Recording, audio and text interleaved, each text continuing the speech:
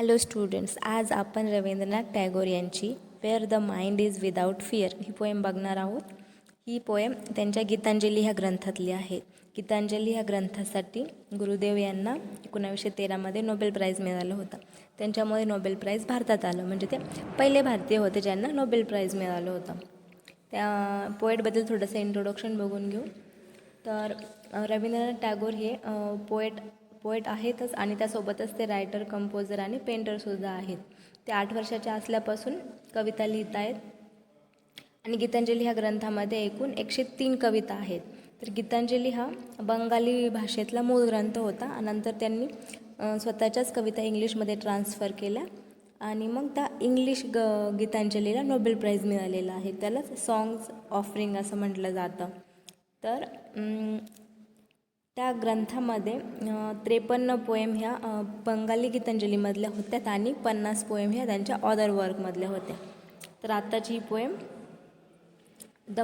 Wear the mind is without fear Gitanjali ग्रंथातली आहे आणि ही 35 नंबरची पोएम आहे आणि याची थीम आहे फ्रीडम.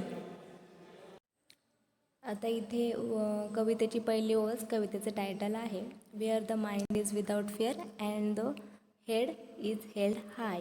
आता वेअर म्हणजे कुठे, तर कवी आपल्याला तेव्हाची परिस्थिती सांगताय जेव्हा भारताला स्वातंत्र्य मिळालेलं असेल.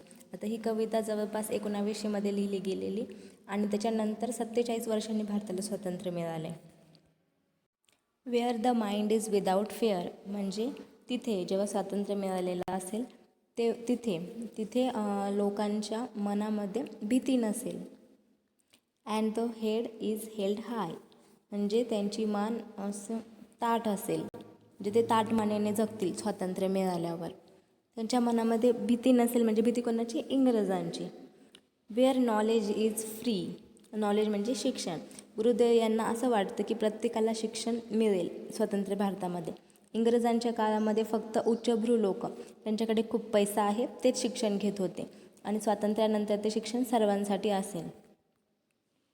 Where the world has not been broken up into fragments by narrow domestic walls. आता इथे वर्ल्ड शब्द आला आहे म्हणजे आधी गुरुदेव भारताबद्दल बोलत होते, आता ते पूर्ण जगाबद्दल बोलत आहे. तेव्हा म्हणजे जेव्हा स्वातंत्र्य मिळालेलं असेल तेव्हा पूर्ण जग असं तुकड्या तुकड्यांनी विभागलेलं नसेल. आणि विभागण्याचं कारण काय आहे? Domestic wall. इथे डोमेस्टिक वॉलचा अर्थ असा होतो की किरकोळ कारणांच्या भिंती बांधल्या जातात समाजामध्ये आणि त्या भिंती कसल्या असतात? जातीभेद, धर्मभेद, वर्णभेद, लिंगभेद इत्यादी, म्हणजे त्या किरकोळ गोष्टी आहेत. त्यांच्या भिंतींमुळे आपला समाज डिव्हाइड झालेला आहे, वाटला गेलेला आहे, त्याचे तुकडे झालेले. तर त्यांना फक्त भारताकडूनच नाही तर पूर्ण देशाकडून पूर्ण जगाकडून अपेक्षा आहे की कसलाच भेद नसावा, सगळ्यांनी एकत्र राहावं.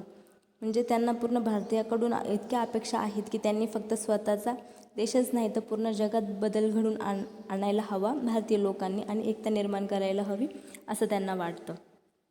Wear words come out from the depth of truth. त्या स्वतंत्र भारताचे लोक मनापासून खरं बोलतील. मनापासून खरं बोलतील म्हणजे असं असू शकतो की इंग्रजांच्या काळामध्ये जे क्रांतीवीर होते तर ते इंग्रजांना ते लोक पाहिजे असतात पण ते लपून बसलेले असतात. मग ते काय करतात? त्यांच्यावर बक्षीस ठेवतात की जे कोणी त्यांच्याबद्दल माहिती सांगेल त्यांना बक्षीस म्हणून काहीतरी रक्कम भेटेल. मग लोक बक्षिसाच्या आशेने त्या क्रांतीवीरांचा पत्ता सांगतात आणि त्यांना पकडून देतात. म्हणजे हे चुकीचं आहे. मग कदाचित त्यांना असंच सांगायचं असेल की जेव्हा भारताला स्वातंत्र्य मिळेल तेव्हा लोक मनापासून खरं बोलतील, असं पैशासाठी किंवा परिस्थितीनुसार स्वतःचा फायदा होईल म्हणून खरं किंवा खोटं बोलणार नाही. तर त्यांना तेव्हाच्या काळात असं वाटत होतं. पण आजही आता आपण आपल्या आजूबाजूला बघतोच आहे की लोक स्वतःच्या फायद्यासाठी आजही खरं किंवा खोटं बोलतातच. Where tireless striving stretches its arm towards perfection. तर टायरलेस म्हणजे न थकलेले, त्यांचे स्वतःचे हात सतत वापरायला हवे. आता स्ट्रेचिंग म्हणजे आपण इथे वापरणे असाच अर्थ घेऊ. तर हात वापरायचे म्हणजे काम करत राहायचं. कशासाठी? परफेक्शनसाठी. म्हणजे त्यांनी सतत काम करत राहावे की आपला देश परफेक्ट म्हणजेच परिपूर्ण निर्दोष असा तयार होईल. आपल्या देशाच्या प्रगतीसाठी काम करून देशाचं नाव पुढे न्यावं अशी त्यांना अपेक्षा आहे.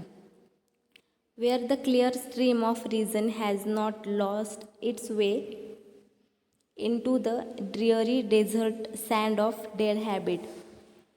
तर स्ट्रीम म्हणजे प्रवाह आणि रिझन म्हणजे कारण. मग कारण तर वरच्या ओळींमध्ये दिलेलंच आहे.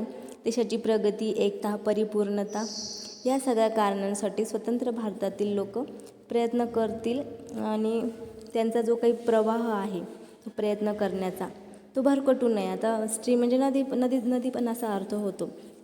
म्हणजे भरकटू नये म्हणजे तुम्ही त्या एकाच प्रवाहाने चालत राहायला हवं, तुमचा मार्ग भटकला नाही पाहिजे. They should not loss there वे म्हणजे त्यांचा मार्ग भटकू नये. आणि मार्ग कुठे भटकू शकतो ते सुद्धा त्यांनी पुढच्या ओळीमध्ये सांगितलेलं आहे. Into the dreary desert sand of dead habit. आता ड्रिअरी म्हणजे भयानक. आपल्या ध्येयाचा जो मार्ग आहे तो कुठे भरकटू शकतो हे त्यांनी ह्या ओळीमध्ये सांगितलेलं आहे. ते म्हणत आहे की वाळवंटातली जी भयानक वाळू आहे, ड्रिअरी डेझर्ट सँड. आता वाळवंटामध्ये किती वाळू असते आपण ती मोजू शकत नाही. म्हणजे तिचं प्रमाण कसं आहे, भयानक आहे, प्रचंड आहे. ड्रिअरी म्हणजे भयानक. आणि डेड हॅबिट म्हणजे अंधश्रद्धा किंवा ब्लॅक मॅजिक वगैरे ह्या ज्या गोष्टी आहेत, चुकीच्या गोष्टी आहेत, त्यांना डेड हॅबिट्स म्हटलं जातं. तर ह्या लोकांच्या चुकीच्या सवयी आहेत आणि त्या वाळवंटातील वाळूसारख्या भयानक आहेत.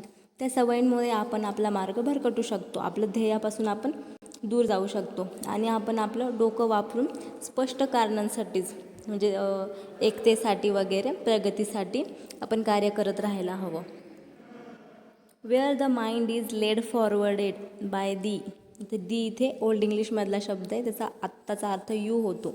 Wear the mind is led forward by you म्हणजे तुमचं डोकं किंवा मन नेहमी भविष्यातील विचार करण्यासाठीच तुम्ही वापरायला हवं. म्हणजे सामान्यपणे नेहमीचं जे चालू असतं त्याच्या पुढे जाऊन काहीतरी असामान्य असं एक्स्ट्रा ऑर्डिनरी करून पाहायला हवं. म्हणजे तुमचं मन आणि डोकं नेहमी त्याच विचारांमध्ये गुंतलेलं हवं.